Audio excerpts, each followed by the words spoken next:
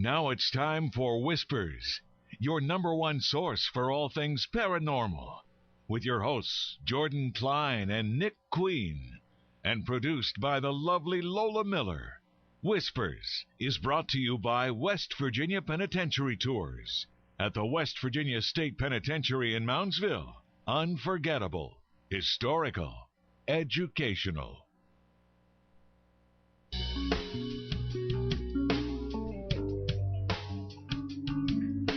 Hello, everybody, and welcome to Whispers on AM 1600 WKKX, the Valley's Watchdog, and UPRN, the UFO Paranormal Radio Network.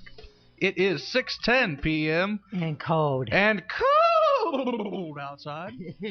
I'm glad I took my garbage out today, so I don't have to do it first thing in the morning. There you go. My garbage ran last night, and it was cold out when I took it out because I waited till like 3 o'clock in the morning to do it. And why did you wait until 3 o'clock in the morning to do it? Well, were you out partying, Jordan? Let me tell you how this guy parties. Oh, I was watching Prison in your Break. chicken suit. Oh. The chicken suit got destroyed. He's got a bunny suit now. I watched That's right. the four first episodes of Prison Break season 3. You know, I really loved that show until I don't even know what season it was. I stopped watching when they got easy. Don't tell me something that I yeah, Jordan, I don't know what season. Put your fingers in your ears and go la la la. La la la la la. My wife my wife. She finished watching it, but there was a point where she's like, "Why am I doing this?" For a little while, but it picked back up again. So maybe. Well, I liked it when they were in the Spanish prison. See, that's or where Mexican they're at now. prison. They're right there now. It was She was trying to root after it for you, that and you broke her heart. that I stopped. Yeah. It was after that season. That show is just so intense. I can't. Have you caught up with Lost yet? Yeah. Well, by the way, Jordan's got Netflix, and he's No, found all these shows, and I'm just now catching up. I watched 4 seasons of Lost in like 2.5 weeks. Isn't that wonderful? I watched the 2 seasons of Dexter in like a week and a half. That any good? Oh yeah. God, I can't wait. Would my wife like it or Dexter. not? Oh yeah. Really? Dexter's awesome. Now, did you have the edited versions? No. No, you've got the HBO version Yeah, or Showtime. Showtime. Yeah. Yeah. Yeah, that's good. I can't imagine how they could. How do you edit a serial killer who's just graphically killing people the whole time? You know that was originally going to be on CBS. I'm glad they didn't. I didn't realize that until I was like, CBS, really? Well, I'm glad they didn't because it would lose something. It really would lose something. So you've seen his flashbacks to when he was a child and his mother got killed? Yeah. Oh, my God. No wonder he's screwed up. And what else am I watching? Heroes.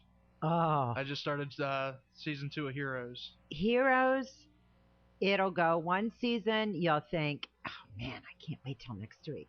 And then the next season you go, this is another hour wasted a week. I'll never get back. We stopped after season 2, and I just never had the inclination to go and... Well, like season 1, it took like 6 episodes to get into. Well... Yeah. And then like as soon as Siler came into the picture, it was just like, oh my God, I have to watch the next one. Oh my God, I have to... serial killers, don't you? I don't know why. I'm just a weird begging kid. me to go. You got to get a serial killer guest. You know, like an expert on. I'm thinking I'm not getting. He's like, Charlie Manson could pick up the phone. And I'm like, no, I'm not doing. I've been watching since I don't know how did we even get into this, but flash forward. Yes, I love that too. We've got to the one where I won't give it away for anybody, but like 2 or 3 episodes in, and all of a sudden it just started getting really good with the little girl says what she saw in her dream. Do you know what I'm talking about? Yep. And it was like, what? Or though the crows. We saw the crow. That was the last one we saw. I'm and when the is that DVR on? is great. Oh, I love my DVR. Both of my TVs with DVR. I'm constantly having to delete things that I really did want to watch when I recorded it because I'm up to 98%. Well, you've got to talk to me. I've got this huge computer, an Alienware computer with a 1 terabyte drive, and it records all my stuff, and so I don't have to delete. Oh. And it's like I can record like football shows. They're just sit there, and I can finally get to them. I mean, that's 4-hour show, you know. So it's great. The system he has is so ridiculous. He's such a nerd. Well, but you love it and envy it. I do. Please build me one. See, now that's what I like about the idea with Bios is you can record in one room and watch it in another, or pick it up like you can on demand now. If you start a show on one TV, you can watch it on another. See, but on my computer, I can watch Hulu, it'll access Hulu like through the internet and play it on my TV and Netflix. So it just pops right up. What is one of the programs for older TV shows? I was trying. Wow, what show was I trying to find? Oh my goodness! The heck are you doing? Okay, it's recording. My bad. Mm-hmm. Now I don't remember what I was trying to find. It's hard to find older TV shows, and that's one of the ones that because I've been watching some Twilight Zone through Netflix. You say you're watching Twilight? Twilight Zone. Yes. You can catch them on Sci-Fi. I know, but I was just watching this one because I saw it there. And I was like, I'll try it out. Twilight Zone's great. Oh my God! And it's every time and it's so. Have you seen the one with Burgess Meredith? Something about Is that the one where they think they crash land or? No, it's he loves to read, and he's got either a real harpy wife or mother, and he's Time Enough at Last. Yes. Oh, that was a great man, one. That was a great one. It is. That show is so great. I watched one with Inger Stevens just the other day.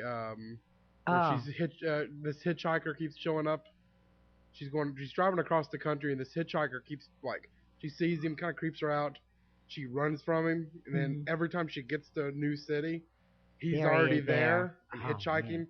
And she's trying to run, and she's trying to explain it to herself, and they're great, and they date well. Yeah. Some of the stuff. I mean, I like Dick Van Dyke, but it's timeless. The one with I think it was the chick that played Ellie Mae Clampett on Beverly Hillbillies, and all these people, they're doing this. They do plastic surgery on her or something, and they're taking the bandages off her face. Eye of the Beholder. Yeah. And they all look like. All right, children. Piglets. We got Tom on line 2. Tom, how you doing? Oh, who's on 1? 1 is our guest. Oh, well, okay. Let's talk to Tom. But I want to get Tom first. I'll be brief. Hey, Tom. Hey, you can get the whole set of Twilight Zone at the library. It's like really? About 7 discs or something, and it's got maybe about half a dozen shows on each disc. But have any of you seen Fringe? It's on. Yes, I love Fringe. Fringe is also an awesome show. I'm a little bit behind on that one with the DVR. We watch so many different shows. Supernatural is another one we watch, and there's shows, and it's weird how certain shows with the DVR, all of a sudden you have a different priority. Smallville, House, Bones, and Supernatural are the ones we watch first, and then Fringe used to be one we get to first, but it got a little slow, and so it's like, let's watch something. Well, they've had sports on the last couple. Yeah, and then House has not been. It's strange how all that happens. But Fringe is a great show. It reminds me a little bit of X-Files. Yeah. It's like a J.J. Abrams version of X-Files. And I love the Mad Scientist. He is. That's the main reason I watch it. It is for him. He's so funny. Thanks for your call, Tom. Okay, see ya. See ya. We should get to the guest. We could sit here and talk TV for 2 hours. Let me lasso you children back in. You're the one that started this. I know. I'm horrible. Our guest tonight, Miss Juanita Rose Violini. She is the author of The Almanac of the Infamous, The Incredible, and the Ignored. Juanita, you with us? I sure am. Hey, how you doing? I'm great, thanks. Thanks for joining us. Sorry it took us a minute. We, I guess, got hooked on TV shows. Here. Tell us about your book. It's got a pretty interesting title. It is. It's got a pretty long title, but it is filled with 365 days of real-life mystery, unsolved crime, unexplained phenomena. There's stories, weird stories of destiny, missing people, vanishing people, UFOs, crop circles, skyfalls, dream predictions, and supposedly mythical creatures, but there have actually been documented incidences with mermaids. We have ESP, magnetic people, time slips, lost treasures, coincidences, frogs and stones, horses that can This must have been the most interesting thing to research, of all time. You had to have a lot of fun just going and looking up all this stuff. I had a huge amount of fun. It took me 10 years to do it, but I am a research junkie. There you go. One of the there was a lot of the stuff you already just said. I'm like, I gotta ask her about that, guys. Skyfalls and time slips are two of my favorite I mean, just the things that can fall out of the sky are just amazing. What are some examples of things you've come across falling out of the sky? Well, fish and frogs are the most common things that have fallen out of the sky. Fish and frogs? Yes. And there's probably been over 200 documented cases of fish and frog falls in the last 500 years. Even the latest one just took place this last summer in Japan.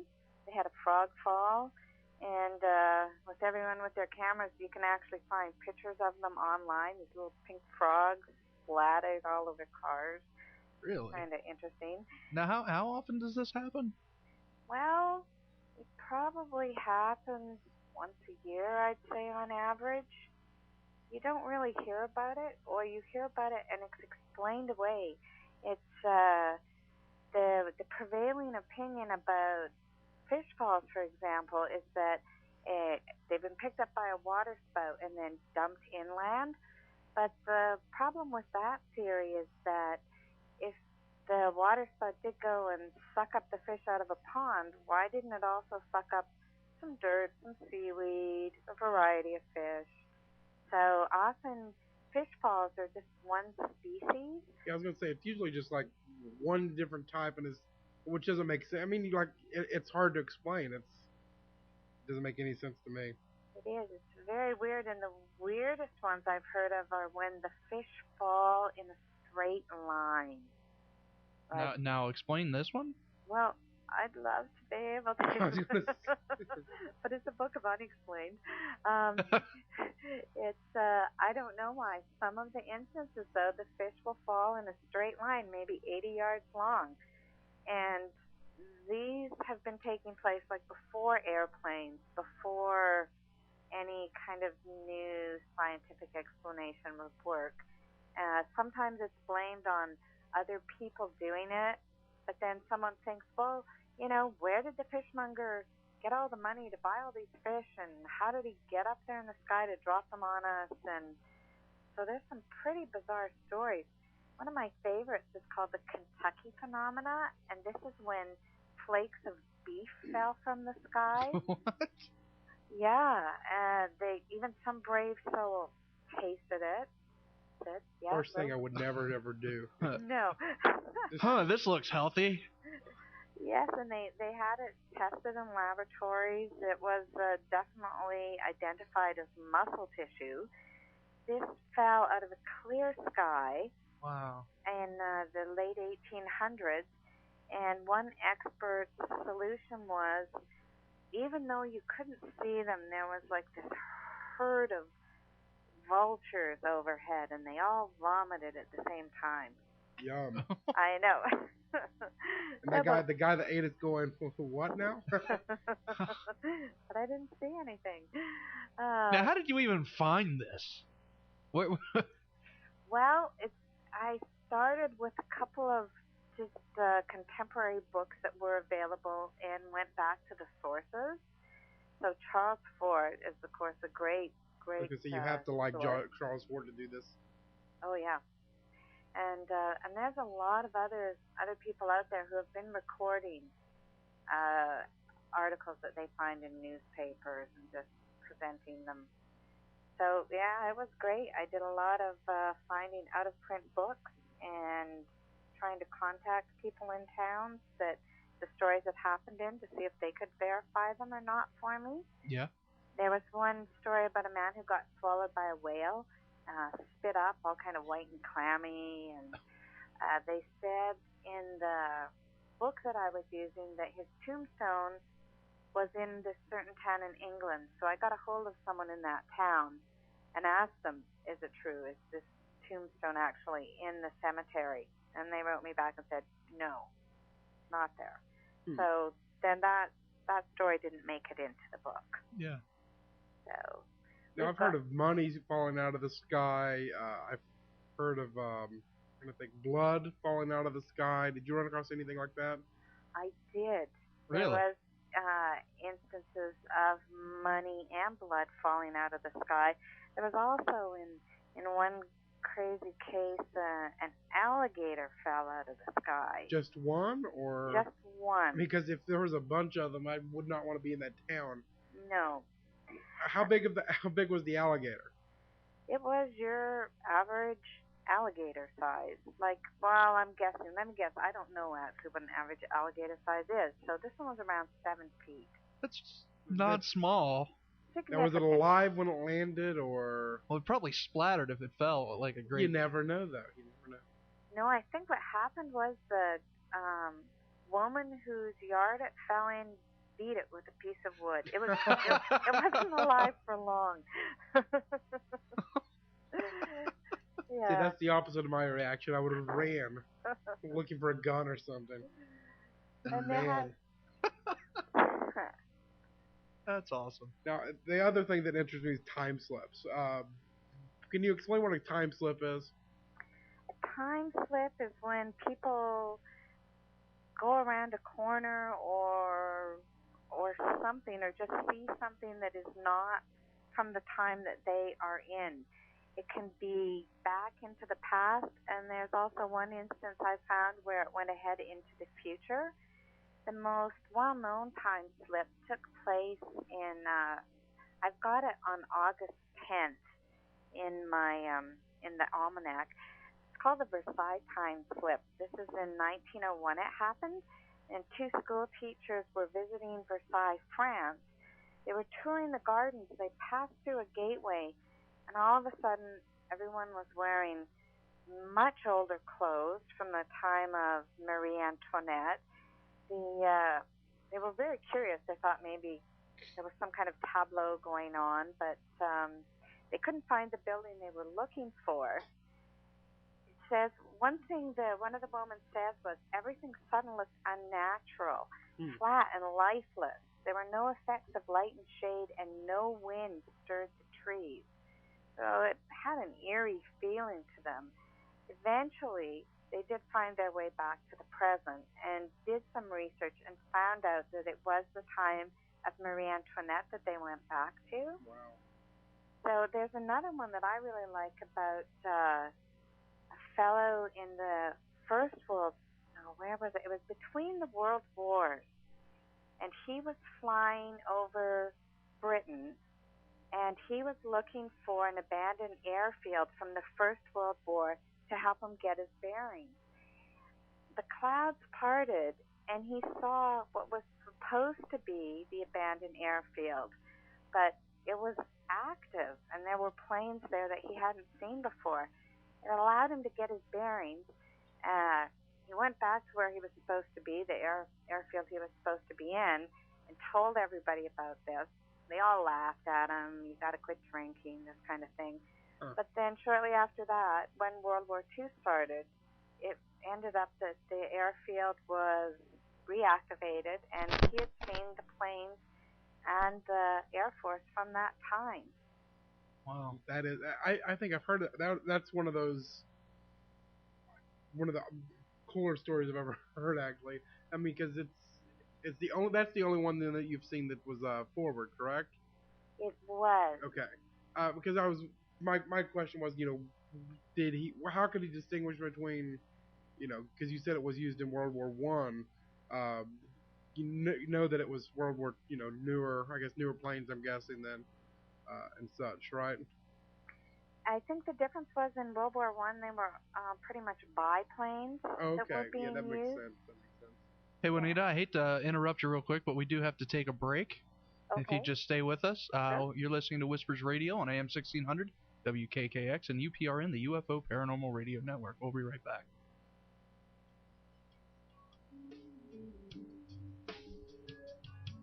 Welcome back, everybody, to Whispers Radio on AM 1600, WKKX, the Valley's Watchdog, and UPRN, the UFO Paranormal Radio Network. It is 6:33 p.m. Cold outside. I don't know the degrees. My computer never works in this place. I swear it's the gremlins. Give us a call, 304.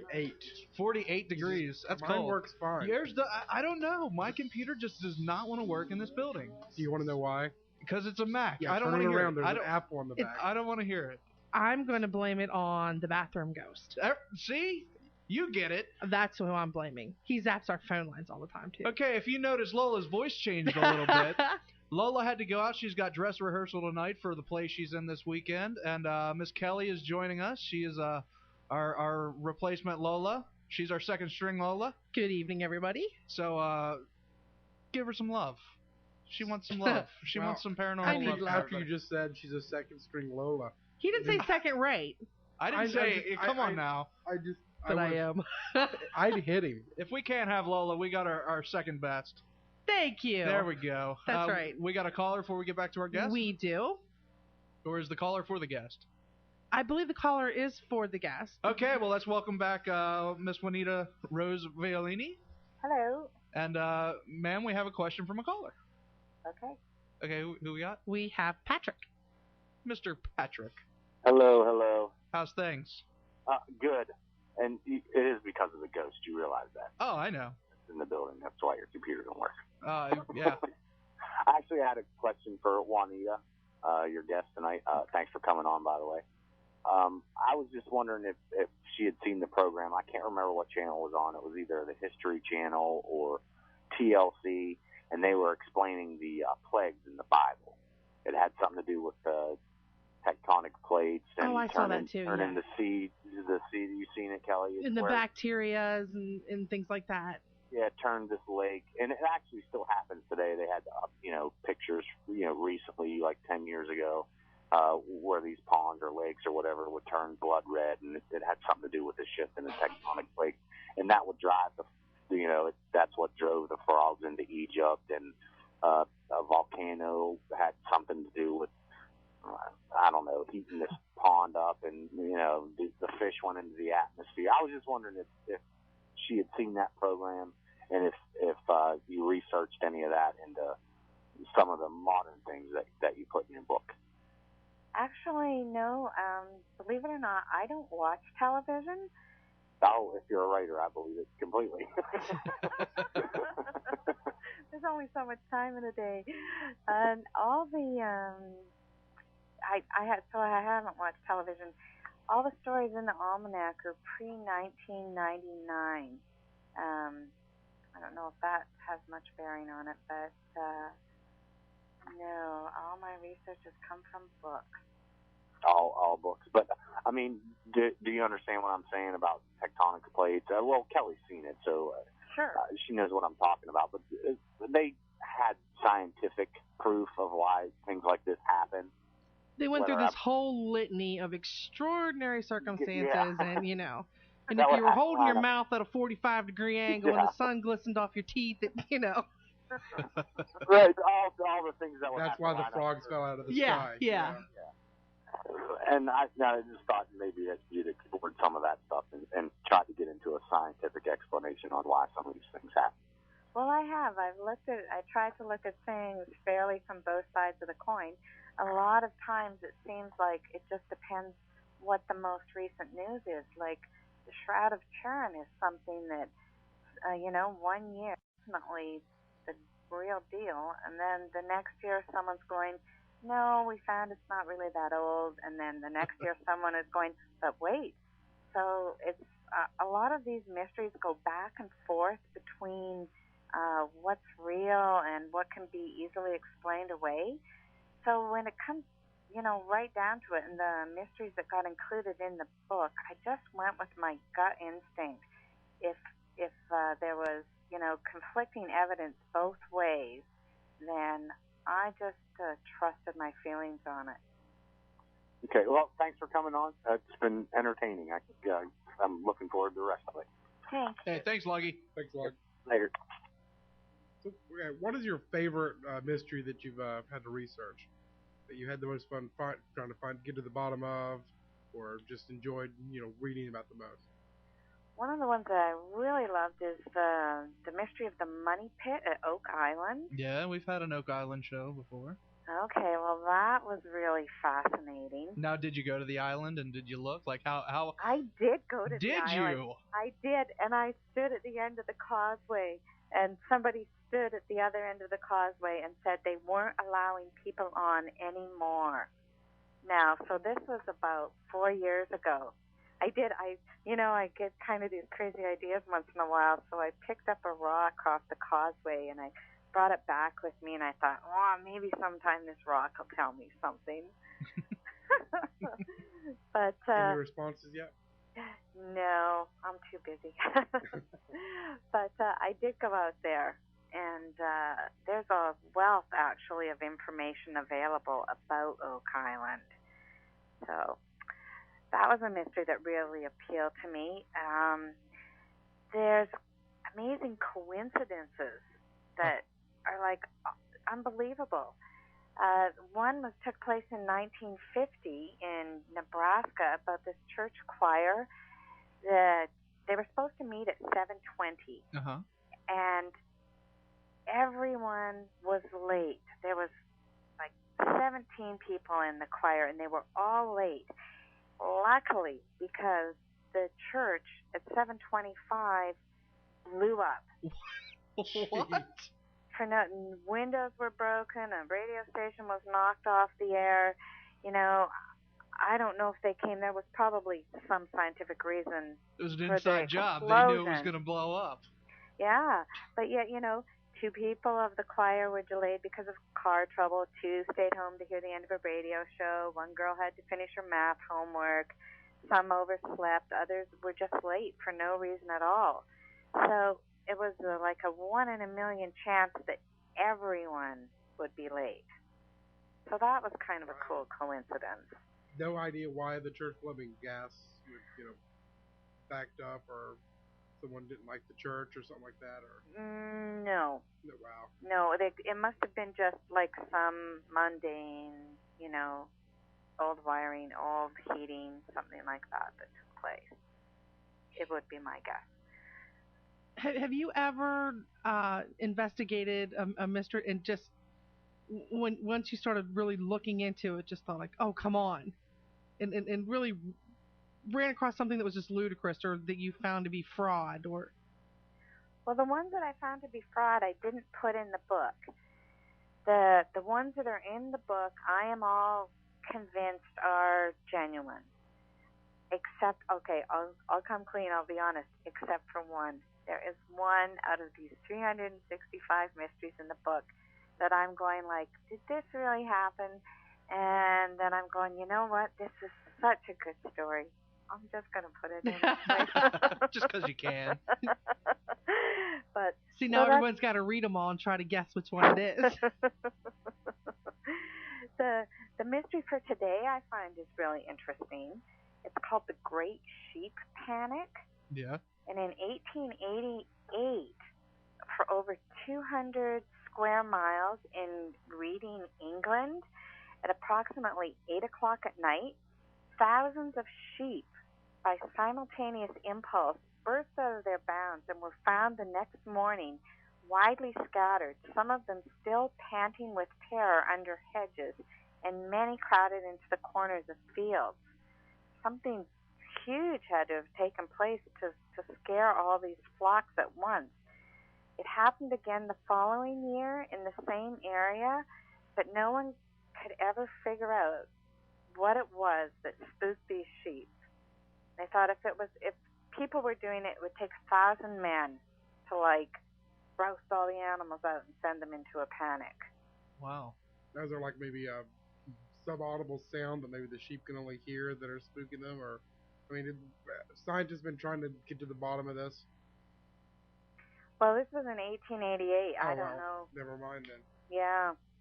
I don't know. I don't know. We let him talk for the fun of it. It's okay. Sometimes. That's the sound. Maybe today we could find something that that there's some type of sub-audible sound that causing it. I guess, but back then, they wouldn't have. So, never mind. All right, now with your book, did you get into any stories of the what are they, like the nature spirits, like the leprechauns and the elves and the pixies? Did you get into all that? I did get into some of that. There are quite a few fairy stories in it. Uh-huh.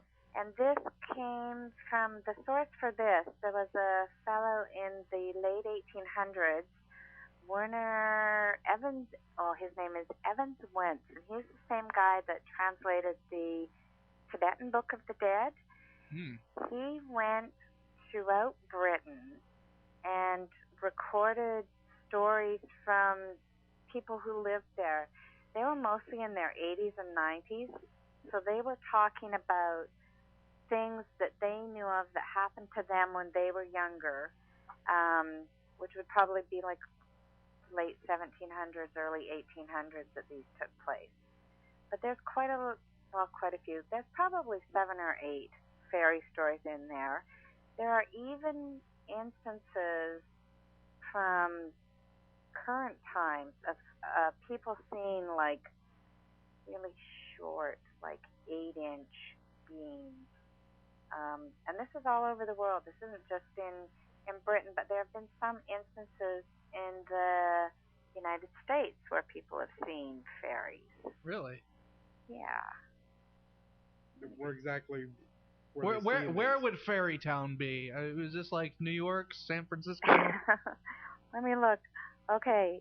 So this is a little earlier, 1919. Near Barron, Wisconsin. 13-year-old Harry Anderson was riding in a car when it ran out of gas. He was sent to the farm to get more gas, and when he was returning, he saw 20 little men trooping single file down the road towards him. They had bald heads, leather braces, and knickers. They completely ignored the boy as they walked mumbling towards him. So that's one of them.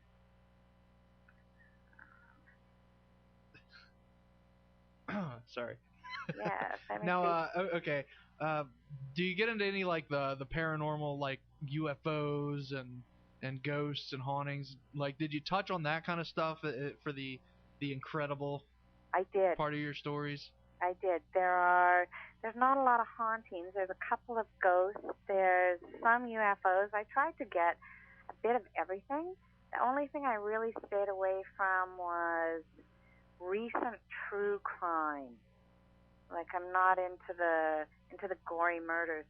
The purpose of this book, or my hope for this book, is that it'll get people curious about the world that we live in again, and maybe open up their eyes and look closer at things that are happening around them. So I really wanted it to be a positive book in a way, even though... Is there anything like in your background before you wrote this book that led you to, down the path to writing this book? Well, I just noticed a lot of peculiar things in my life, just little things, not anything hugely spectacular. And I noticed the world really wasn't the way that people said it was. So that just always had me interested. Can you give me an example? Something that you noticed, or? Well, I noticed. Let me think. Well, okay, when I was really, really young, like 2 or 3, I can remember seeing fairies on flowers. So, wow. Yeah. Like, did you try to catch them? No, I think I was just so inspired by them. But I completely forgot about it until after my own children were born. And somehow when I was watching them watch the world, I had this memory of being able to see these little flower fairies. And I've just had some really cool coincidences. Like this past summer, I work at a toll booth on the highway, and it's really slow. So I'm reading a book, and in the book, one of the characters is eating pepperoni pizza, and I'm going, pepperoni pizza, that would be so good right now. And a truck pulls up to my booth. I open the window, and this guy is sitting there. He's got this huge pizza. He says, "Do you want a piece of pizza? It's pepperoni." I'm like, wow. Did you say yes? I did say yes. That was great. It was, just coincidences like that. Or just sometimes seeing things out of the peripheral vision. Do you ever notice things out of the corner of your eye and you look at them and they're not there? Yeah, we get every now and then. All kinds of shadow people here in the studio. It freaks Lola out. I don't know about you, Callie. What do you think? No, I do get that a lot here. Do you? Like, you'll think, like, I'll turn to see who's walking in the hall. Like, you'll think you just saw, right outside these doors. Yeah, our studio's in an old bank, so people always say they see people walking down the hall or walking, in the other room, especially. Which is why I go when the show started. I look over and the door's open, and I'm just like, hey, I was like, I'll ignore it. But no, I have to get up. I have to close it because if the door's open, I do think that I either hear something or see something walk past the door, which just bothers me. And I think it was one of Lola's earlier shows in the day, the broadcast. They had some angel readers. I think that's what it was. Two ladies came in that said they were psychic, and they walked in and said, "Oh my God, your bathroom's haunted," and had a whole story of of this building. So, I mean, how do you think this? I'm sorry. Go ahead. No. Who's talking? You are. Go ahead. Your turn. Go ahead. Sorry. I was just going to go back previously a little bit. There's also an incident of 8-inch entities in North Carolina in 1976. Just a woman out walking saw a garden gnome-sized man strutting down the highway, and then she followed him, and he got lost in a cornfield. So I was just going to add that to the fairy. Wow. Thanks. I mean, it seems like do you go into more like because these are more you hear about them, but it's not really famously known. Does that make sense? Like you go into like the Loch Ness Monster or Bigfoot or Jersey Devil. Did you ever go and actually research these more well known cryptozoological creatures? Phenomena. I did a little bit. I didn't travel to do it. But sure. I did research that the Jersey Devil's in the book, the Loch Ness Monster, the Dover Demon. Anything different than what most people think of about these? Did you find anything that you would think is unique? No, I don't think so. They're very unique as they are. Sure. So yeah, no, I don't have any little extra tidbits on those. Part of my hope for doing this book, I made sure all the entries were 300 words or less. Okay. And I'm really hoping that people, if they get curious, will try and find out more for themselves about any of the mysteries. Now, did you include sources for, you looked it up in this newspaper or that newspaper or, this book or that book? I did not include the sources. There is a recommended reference list at the back. There you go. But if people do want to know, I did keep track of every reference for every story. So okay. If someone is interested, they can email me through the Incredible Almanac website, and I can let them know what my sources were for any of the mysteries. Now, do you ever think about setting your book up as like a calendar or like a daily inspirational, day to day? Because they're all like the little short segments of, hey, here's a funny thing that happened today. I think that's a great idea. I'm hoping my publisher will think that's a great idea. Well, hey, from Jordan's mouth to your publisher's ears. There we go. And see, the thing is, I would buy that. I mean, I would already buy the book, but I'd buy especially like a day-to-day where you tear off the sheet at the. Yeah. There you go. See, remember when you make it big and famous, Jordan Klein, Whispers Radio, hooking you up. Excellent idea. All right. That is all the time we got for you today. We want to thank you very much for sharing your stories with us. We have a link on our page to your book. Now, there's two different websites you give me here. For the book itself, IncredibleAlmanac.com. It's IncredibleAlmanac.com. And you also have this MysteryFactory.com. You do mystery parties? Yes, that's Mystery Factory is the result of 20 years of live mystery entertainment, and it's some scripts and party instructions for kids that we sell. Okay, I know we're out of time, but I just want you to touch on that really quick. What is a mystery party? Because that sounds kind of fun. That does. It's professional. Well, it's scripts, and so you need 6 actors. You can do it for any size of group. It's an improv script, so there's not a lot of rehearsal time. It starts off with a murder. There are clues, evidence. It's all there in the package that you can get online. Tells you how to run the show. Oh, so it's like your own mystery theater. Murder mystery thing. Yes. How cool. You could do like a dinner murder party. We could do like a Whispers. We could do it here. Dinner thing at radio show. We could kill Nick, and they could have to come and guess which one of us did it. We could do that anyway. The bathroom shows. I love that. I'm always the victim. Now, you got the information for that on the site too, Nick? Yes, I do. That's linked now, up, ready to go. How much money does that usually cost? The professionals, that's $125, and kids parties are $14.95. Sounds so much fun. We're gonna have to do that. It would be fun. We're gonna. They're a hoot. I can help people custom put them together as well. Oh my goodness! You're gonna be hearing from us. Alrighty. All right, and we have your book. We got a picture of your book on our site. You can click on it, and it'll go to. Is it Amazon? Amazon. Nick? Yep. It'll go to where you can buy your book on Amazon. Also the buy it Almanac. off your website too. So. The Almanac of the Infamous, the Incredible, and the Ignored. I want to thank you very much for being with us. A lot of fun. Miss Juanita. Thank you very much for having me. Thanks, Juanita. Thank you. Have a good night. You too. Bye. Bye. Oh my gosh, I'm thinking like next year, or the coming year, we need to like sell tickets for WKKX murder mystery dinner. We could get everybody involved. Oh my gosh. It was John Blackmore in the vault with a hammer. It was not I. I love this. See, there's better victims. We could find a better victim than me. No, we can't. I think so. I think Novotny wants a couple swings at you first. Yeah. Everybody would line up. It's like everybody killed him. Oh, I think we could sell tickets. And Lola's a professional actress. That's why she's not here now. Yeah, Lola's out acting. So Lola could be the star. It works. I'm excited. My heart's a thumping. Lola knows all those script writers. Yeah? They write all the plays and stuff she's doing. Mm. So much fun. Kelly, in my mind, it's already a done deal. Just so you know. Mine and Kelly's brains are like synced right now. They're already printing out the. I know. I'm already thinking, who do I want to be? The posters and the invites are already sent.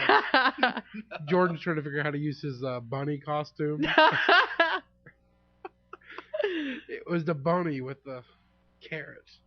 What is this? Josh on the chat room saying, "Oh, poor Nikki." Poor Nikki. I know. Josh, if you only knew. Why are they trying to kill me? Josh, call the cops, quick! No.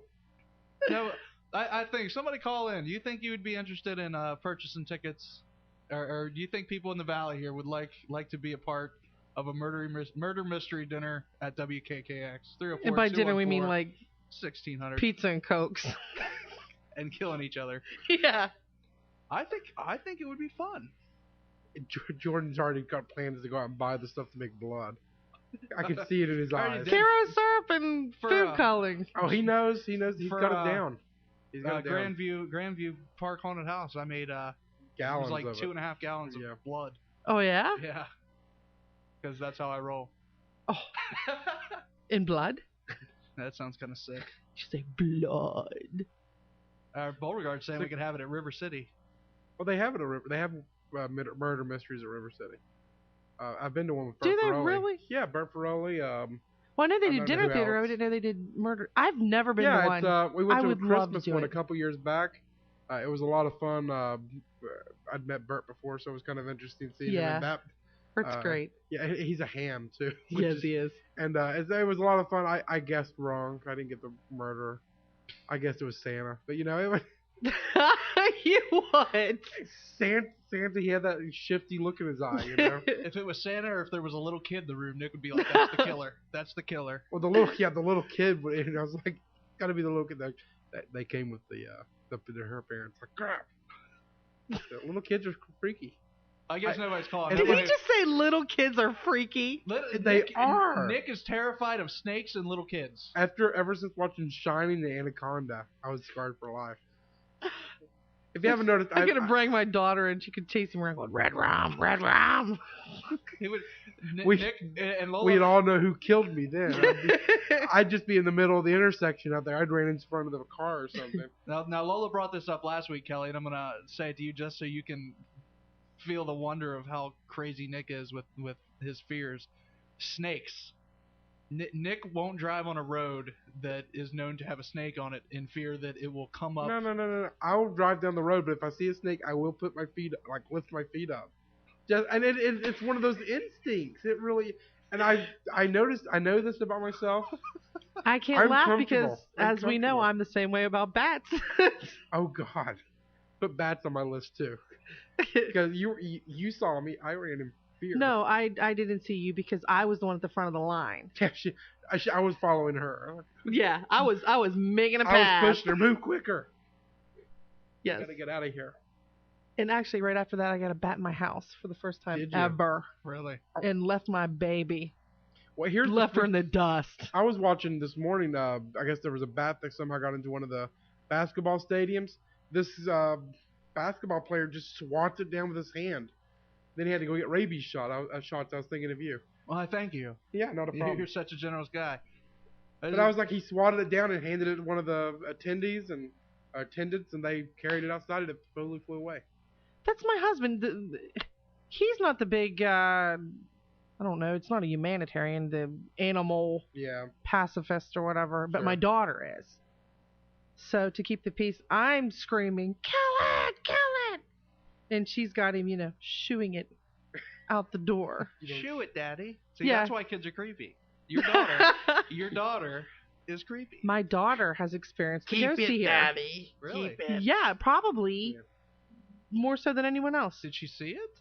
She didn't see it. She heard it. Really? Yeah. Wow. Yeah, I'll tell you about it on the break. We have to get her on the show. Oh, she's a ham. It's time for CNN, everybody. Little news break, and we'll be right back with our second guest, our second hour here on Whispers Radio. You're listening to AM 1600 WKKX, the Valley's Watchdog.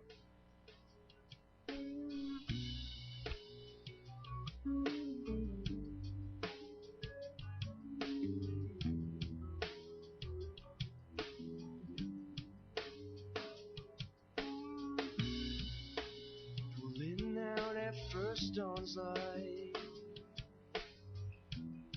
Gotta free my mind, get you out of sight. A lot of the pedophilic parties went down in this house, and it was wired for audio-visual. And high-ranking people in American politics would be invited to parties at this house, congressmen, senators, people in the Reagan administration, people in the first Bush administration, people in the CIA, people in the upper echelon of the armed services, and a lot of the parties would go down in this house. And if people engaged in any kind of illicit sexual activity, or there was also drugs available, they would in turn be compromised. Wow. Like I'm at a moment right now, and I don't get speechless often because I like the sound of my own voice, but I don't know what to say to like that many people in our government, especially like the Bush administration. Was this the first Bush administration? The last Bush administration? The pedophile network was active in the throughout the Reagan administration, and also it kind of came to an end in Bush 1's administration, but Bush 1's administration was the administration that covered it up. Wow. That pulled the strings. Now, how did you find all this out? Like, how did you dig in there? What were your steps taken? My mother lode came. There were, and there again, this sounds kind of mind-boggling, but there were 3 grand juries that were used to cover this up. And I don't know if your listeners are familiar with grand juries, but grand juries have been notorious because they've been so easy to hijack. A former judge in New York State once quipped that a special prosecutor of a grand jury could get a grand jury to indict a ham sandwich. And that's because a special prosecutor is chosen to oversee a grand jury, and grand jurors are just regular citizens. And the special prosecutor has a tremendous amount of power because what the grand jurors, what he shows the grand jurors is what the grand jurors see as far as evidence. And only the witnesses that he calls before the grand jury are what the grand jurors hear. So special prosecutors are in an exquisite position to co-opt a grand jury. And there were actually 3 grand juries. that were co-opted to cover this up. 2 in Nebraska, a state and a federal grand jury in Nebraska, and then there was also a grand jury in Washington, D.C. that was co-opted to cover this up. And my mother lode came with, I acquired the vast majority of the sealed documentation from one of those grand juries.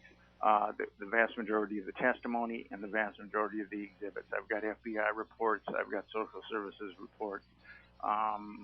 I've got Omaha Police Department reports. I've got inter-office memos of the Omaha Police Department, of the FBI.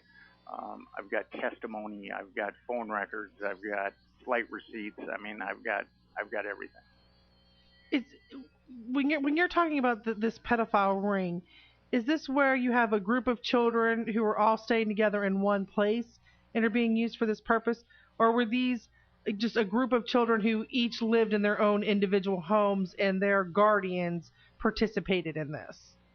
There again, a lot of these kids came from an orphanage, and a number of them were just kids that were estranged from their families that had gotten into drugs, and some of them were from the foster care system and from and other facets of the social services system. So the kids, these predators they knew how to prey upon children, and they knew who to grease and who not to grease in their quest to acquire children. So they came from various milieus. All right, when we call it the Franklin scandal, what exactly is Franklin? Is this the name of a person, name of a organization? It was the name of a stove invented. No, I'm just joking. This is going to get interesting. There was the Franklin Credit Union, which was there were 2 pedophilic pimps in this network. Or there were 2 pedophilic pimps that kind of ran it. There was one in Omaha named Lawrence King Jr., and there was one in D.C. named Craig Spence. They were both Republican power brokers. Both had amazing connections within the government and within the Republican Party.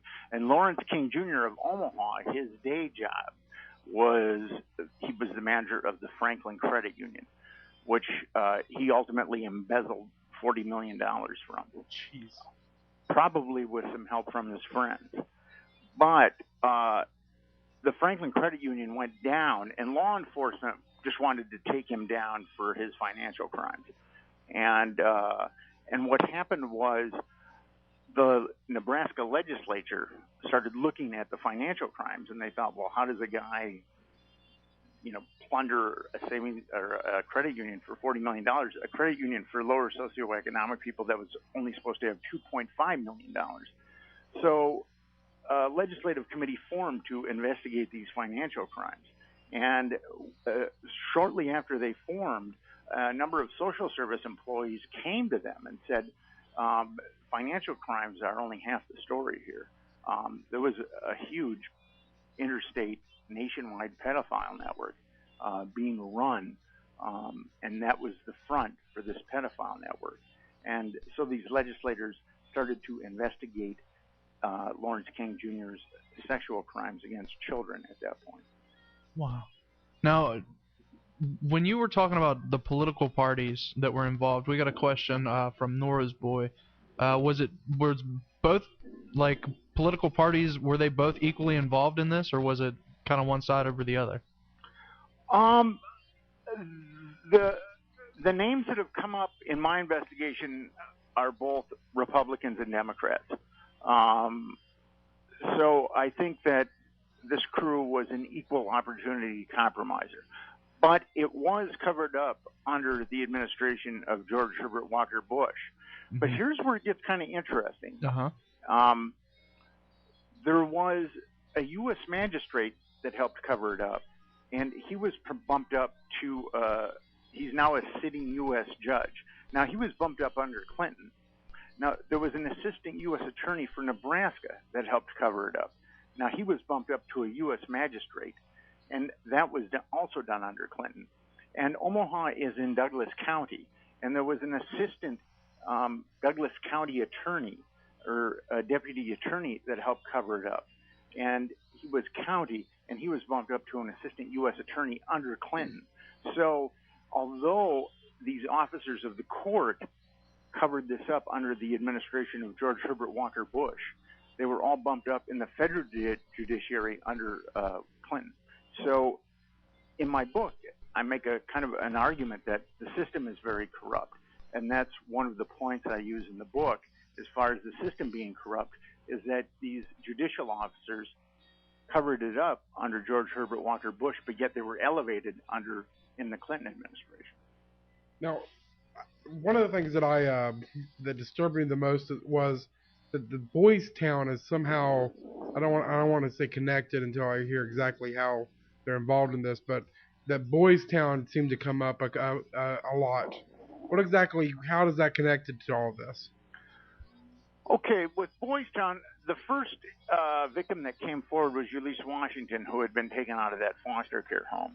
Mm-hmm. And she told her foster care mother that there were Boys Town kids on the flight to Chicago and also to New York. And her foster mother was a friend of a youth worker at Boys Town. And Ulysses met with the youth worker, and the youth worker wrote like a 46-page report on Ulysses' allegations. Now, when the legislative committee formed, they hired an investigator named Gary Caradori, and he started finding victims too. And this was after first of all, law enforcement, the FBI said that they had investigated it when in fact they hadn't, and then they said that they investigated when in fact they just intimidated a couple of the victims that came forward. But this investigator for the legislative committee, he found victims, and 3 of those victims said that they had been on planes and flown to either the West Coast or the East Coast, and they said that Boys Town kids were on those flights too. So this investigator got a list from the sealed grand jury documentation. I had the names of approximately 60 victims, and there were approximately 10 Boys Town students on that list of the 60 victims. And I found the first one I found was in Kansas City. So it's not like I'm randomly finding these victims, mm-hmm. or like I'm putting an advertisement in the paper looking for victims. You know, I've got like a paper trail to them from this investigator. Yeah. And so I found him, and he was pretty candid with me, and he told me that he had been on a number of flights to Washington, D.C. in his junior and senior year at Boys Town. Then I talked to a former Boys Town mayor. Now, Boys Town is an incorporated city. It has its own police department, and it has its own zip code. And every year, the student body of Boys Town elects a mayor from the student body. And he told me that he was cognizant of Lawrence King Jr. plundering Boys Town for underage victims. And then I came across a third Boys Town student who said that he, in fact, and he said that he started flying around with Lawrence King Jr. when he was 12 years old. Wow. That he'd been taken out of Boys Town at 12. And then I found another Boys Town victim on the same list, and he said that he'd been molested by Lawrence King Jr. on approximately 12 occasions. Lawrence King Jr. So that's a lot of corroboration, not only from other victims, but then from victims that were at Boys Town too. Wow. We'll be right back. If you can hang on with us, we got to take a break. You're listening to Whispers Radio on AM 1600 WKKX and the UPRN, the UFO Paranormal Radio Network. The former West Virginia Penitentiary housed some of the most violent criminals in history. Many of the prisoners who lived there also died there. It is known for being one of the most bloody institutions in the United States. Don't miss your chance to experience the former West Virginia Penitentiary. Your tour will consist of an astonishing 90 minutes that offers an awesome history, a touch of art, cold hard facts, and an education of the justice system. Tours start 11 a.m. Tuesday through Sunday. For more information, go to www.wvpentours.com or call them at 304-843-4146.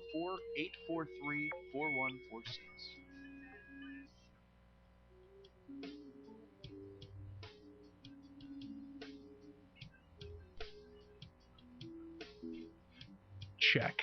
Welcome back to Whispers, everybody, on AM 1600 WKKX, the Valley's Watchdog. We just had a short break there, had to reground our feet and get things going. Give us a call, 304-214-1600 if you're out of the area, 1-866-514-1600. If you got a question for our guest tonight, Mr. Nick Bryant. We are talking about the child pornography ring that he has written a book on called The Franklin Scandal. He said it's a 600-page book that unlocks that conspiracy. It's no longer a theory. It was a conspiracy that he has documented very well. Nick, we did have a problem with our recording again this week. We lost not long. How much time did we lose? I think just right at the beginning, just about 5-10 minutes into it. 5-10 minutes into it, but okay. It is fixed now. So if you're listening on the podcast and you're thinking, what's going on here? What happened? That's what happened, and we apologize for it. But hey, that's what happens when you're trying to record live radio. And just blame Nick. And it's Nick's fault. Nick's fault. I'm gonna make a side. What's bad is you made fun of Mac computers and your computer crashed, but that's cool. The ghost obviously likes apples. Mr. Nick Bryant, you still with us? Or did you hang up? Are you there, Mr. Bryant? I'm still with you. Okay, now we were talking about I lost his name. The Franklin Scandal. Lawrence King Jr. As being one of the prominent guys who was molesting the children. Now who else? He seems like he was running the. Was he running the ring? Yes, there were two primary pedophilic pimps. One in Nebraska, it was Lawrence King Jr., and in Washington, D.C., it was Craig Spence. Let's go. We've talked with about Lawrence for a little bit. Let's go with Craig Spence on the Washington side of things. I'm going to guess, just thinking about this, that he was probably the one arranging where these children would go and to whom they would be sent, correct? Well, Craig Spence had the house in D.C. that was wired for audio and visual. And he was also, and this is where it gets a little bizarre, he was also a CIA asset. Oh, really? And he has said on record that it was, quote-unquote, friendly intelligence agents that wired his house for audio and visual. And he has also said on record that he was a CIA asset. I've talked to a reporter who was able to corroborate that he was, in fact, a CIA asset.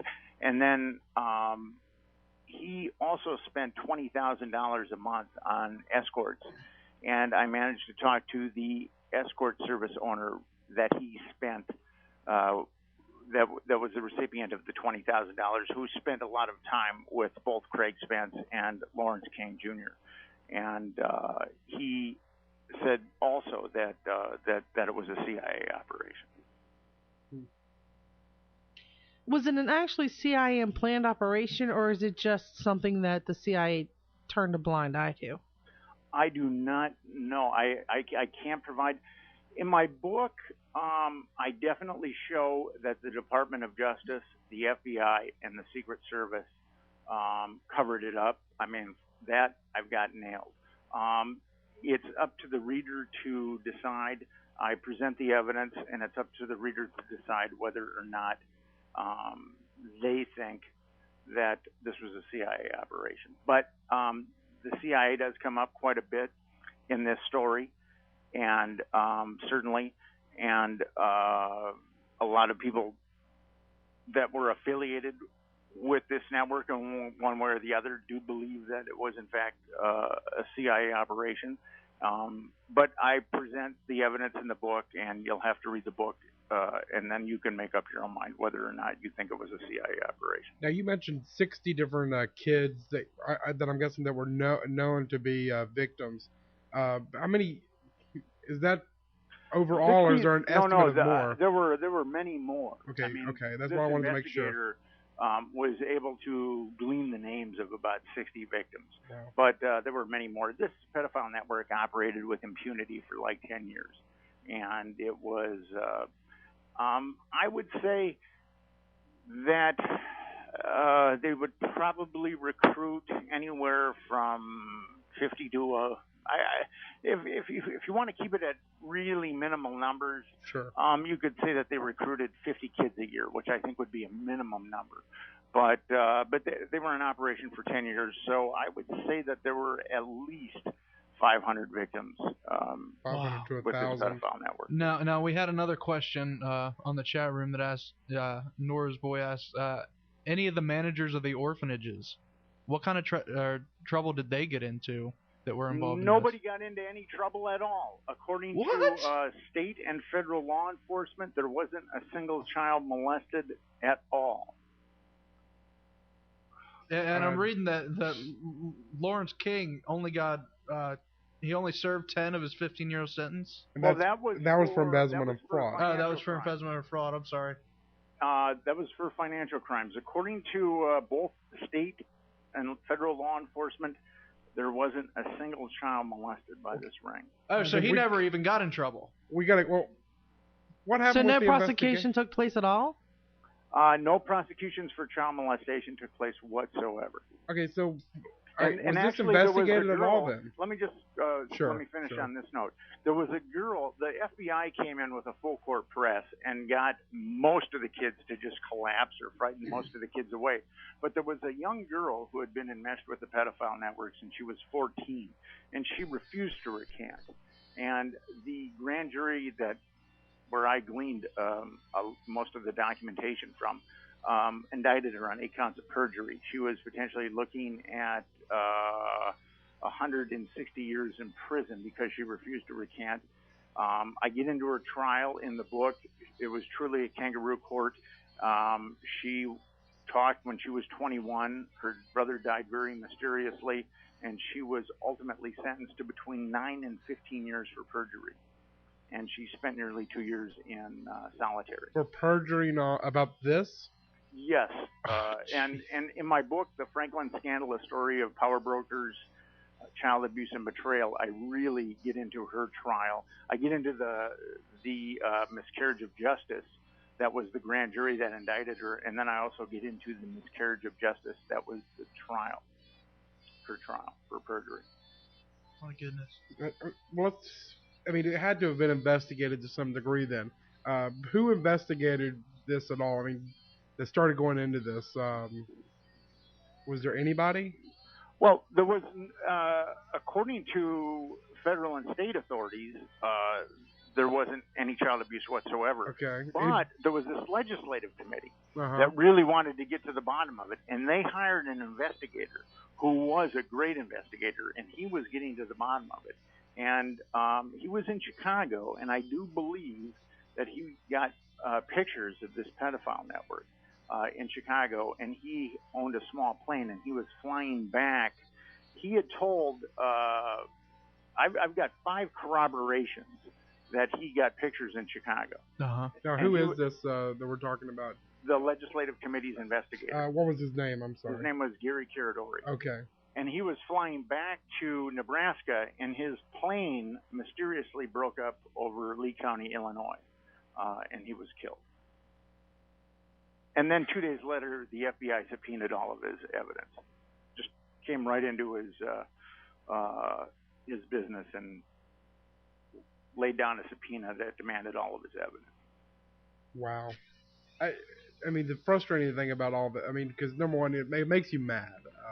First off. But secondly, it's just, you had to have gotten frustrated going through all this. I've gotten very, I've gotten upset. I had a lot of anger initially as I was uncovering it, because as I came across more and more victims and more corruption, I've written a lot on children's issues. Where I've really been upset lately is the mainstream media's unwillingness to touch the story. I was going to say, is there anybody else even talking about it? Because, I've heard about it in a couple of books here and there. Nothing really, kind of more in passing, like, there was this investigation. Some people saying it was a very, I think one of the grand juries at one point said that it was a very... a carefully crafted hoax. There you go, yeah. And it's just like, but, what you're saying, there's such a paper trail, for a hoax. They did a really good job. And you could call it a hoax, but these are children. There's got to be people out there right now that actually had, that experienced this, that were. Well, how many kids did you say? Like 500? That's what I'm estimating. That's a minimum. Okay, there's 500 people out there that their lives are ruined or shattered. These kids, I found these kids in projects. I found them in homeless shelters. I found one in prison. I bet that's the case with a lot of these children. Well, that's why it's a perfect system, because these kids the vast majority of these kids came from lower socioeconomic dysfunctional families. They were molested and turned on to drugs. I mean, drugs were an integral part of this. If they kept the kids drugged. So the kids were molested, repeatedly drugged, and then when they got to be a certain age, they were spit out and discarded like gum that's lost its flavor. And they were drug addicts, and they had been molested, and they went on to perpetrate crimes and be drug addicts, and so they basically compromised their own credibility. Now, expanding away from this a little bit, first off, I mean, I'm hoping this is being stopped, this pedophile ring. Actually, I believe that this is still going on to this day. I mean, in my book, I talk about another pedophile network, and that one I directly linked to the CIA. I mean, the CIA directly stopped an investigation into that. It was called the Finders. It was a cult that was busted with 6 children. Wow. And the U.S. Customs got involved in the investigation. There's a couple of questions here on the chat room. I'll make sure I get them real quick. Is it true that Halliburton in Iraq was running a child slave ring? Have you heard anything about that? Well, there was in Halliburton. Basically, employees of Halliburton basically facilitated an employee getting raped, but DynCorp, which is a military contractor, was running a pedophile network in Eastern Europe. I mean, there's been a couple of articles written about that. Okay, and then one other person that asked, I've heard about kids disappearing out of foster care in Florida, and I'm guessing, they're kind of implying maybe this was connected to this. Is there any truth to that? Have you heard about anything, people coming out of Florida? The thing about it is, wherever there's a demand, there's a supply. Yeah. And I have come across other pedophile networks that I believe were covered up just like Franklin was. The thing that differentiates Franklin from these other pedophile networks is that there was a legislative committee that refused to give in, that started to investigate this. In these other situations I believe that were certainly power brokers were involved, and maybe the government was involved. Any investigation was shut down almost immediately. Now, what were the ages of the kids that were involved in this, which I'm scared to ask? But as I said, the youngest kid that I talked to was involved with this network when he was 12. I've come across instances where I've heard of kids younger than 12 being involved. And then all the way up to late adolescence. Now, is this something that you investigate a lot, or as a freelance writer, is this a subject that I get? It sounds like you're, something that you're very invested. No, in. I've written a lot. I've written a lot about children's issues and about disadvantaged children, and I never thought I'd end up in something like this. I'm not really into quote-unquote conspiracy theory. That's never been my thing. I've always thought that the magic bullet of the Warren Commission was a little fishy, but, I've never really gone much further than that. And I'm not really, I'm not one of these people that read all kinds of books on conspiracy theory. But when I heard about this, and I heard that, children were allegedly being abused and that it was covered up, I thought that there was enough smoke that there might be some fire. When I went to Nebraska the first time to investigate it, and it was then that I scored a lot of the grand jury documentation, and I had talked to one victim, and I talked to some other people that had been involved with the pedophile network. So, and then I also had a death threat too, so that kind of sanctifies things. You had a death threat against you? Yes, the first time I was in Nebraska. From, I don't know how much you want to go into. Give us names. We'll hunt them down. It was a very strange-looking woman who came to where I was staying, and said that I was in a great deal of danger and I was going to get killed. So that was. Now, do you think maybe she was one of the almost victims? Anticlimactic. You can read about it in my book. Do you think she was one of the victims? I think that she was older, but I think that she could have possibly been a victim at one point. Yes. Wow. Wow. Now, where can we get your book? You can get it. It's the Franklin Scandal, a story of power brokers, child abuse, and betrayal. You can get it on Amazon. You can go to my website, www.franklinscandal.com, and you can order it there. And my website has a documentary trailer. I'm starting to put together a documentary on this, and there's a lot of stuff on my website, including a forum that you can get involved in if you'd like to. Now, I do want to say this, and I commend you. It says the publisher is donating 50% of the book's proceeds to organizations that assist abused children. Yes. Which is so great. So it's a very, not only will you be getting a good book, but half the monies that are received from the book will be earmarked for a good cause. Now, when do you think this documentary will be coming out? We're trying to raise money right now to finish it, and anything associated with Franklin is always very difficult. I wrote an article about it, and no one in New York City would touch it. No major publisher would touch it. No major magazine would touch it. Now, why wouldn't they? I think there's a couple of reasons.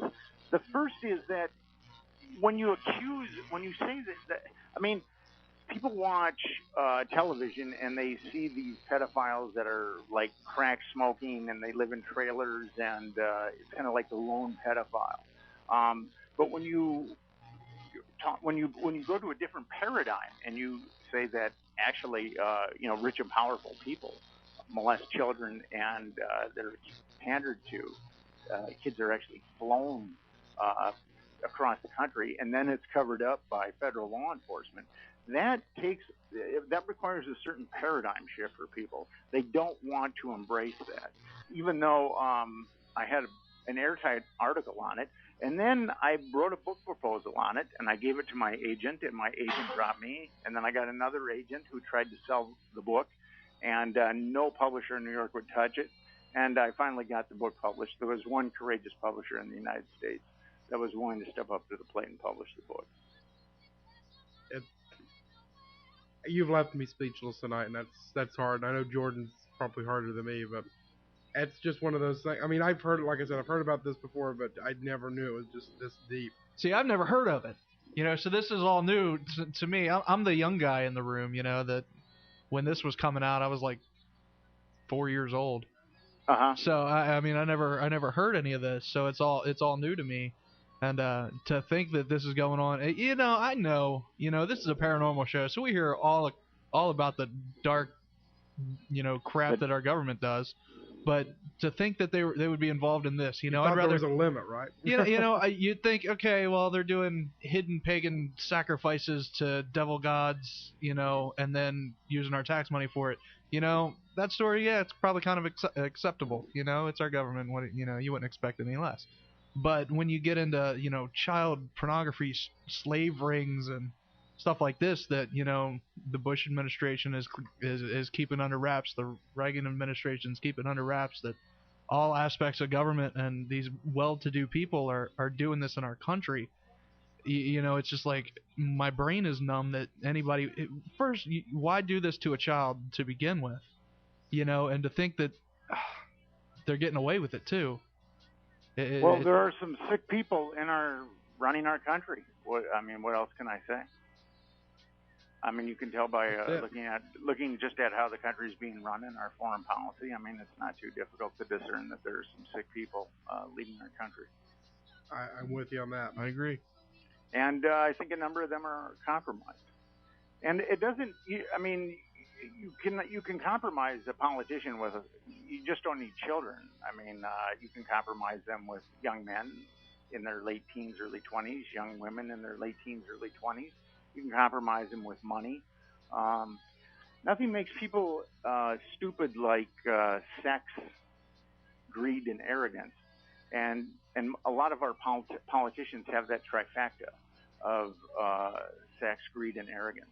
So yeah. So I think it's, and in my book I really do get into the possibility, the probability of a significant number of our politicians being compromised. That's even the scarier part. That if someone has this against them, what can they get them to do? Yeah, the blackmailing aspect, and it's still going on. You said this is still going on today. It's been going on for centuries.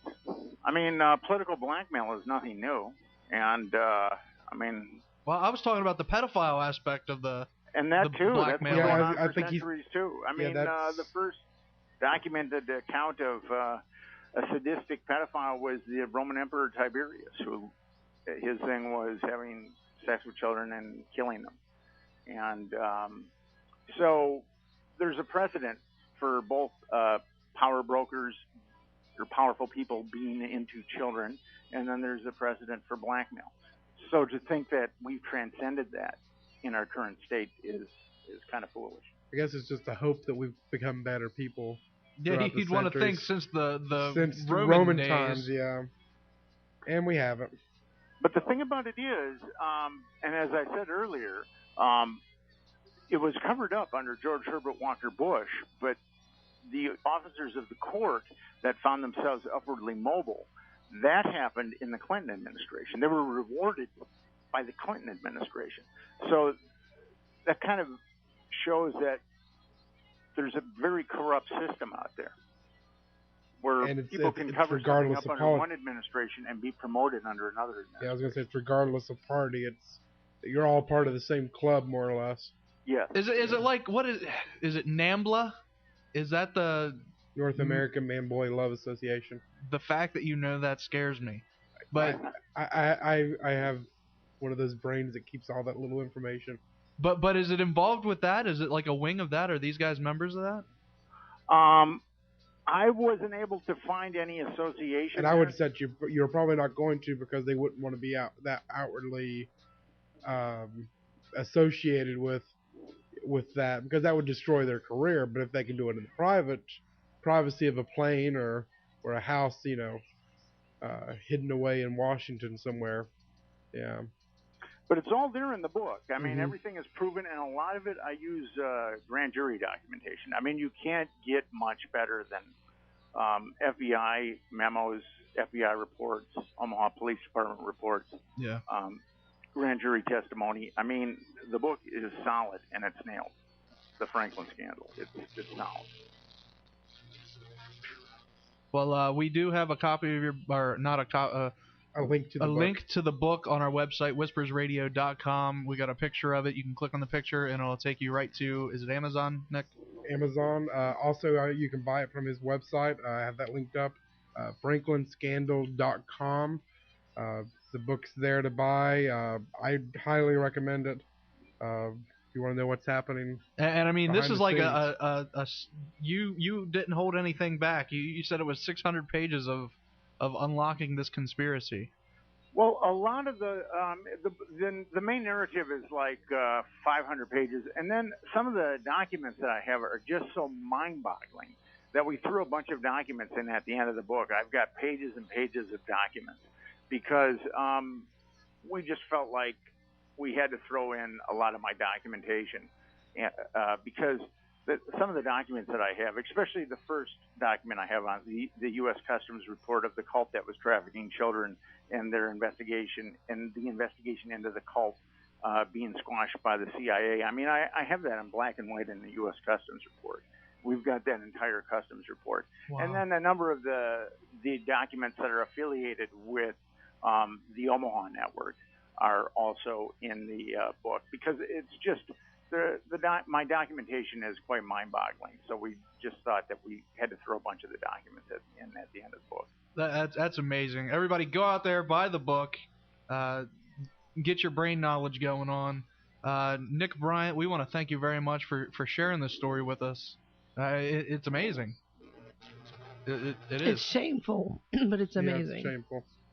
It's worth the read. It's just edify yourself. You can see just how corrupt government can be.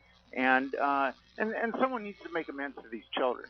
As I said, federal law enforcement said that, and state law enforcement said that there wasn't any children molested, and there are scores of children that are either dead or very damaged by the abuse that they suffered. And this needs to be acknowledged, and it needs to be prevented in the future. That's why, in this book, I'm diagnosing a disease in the society.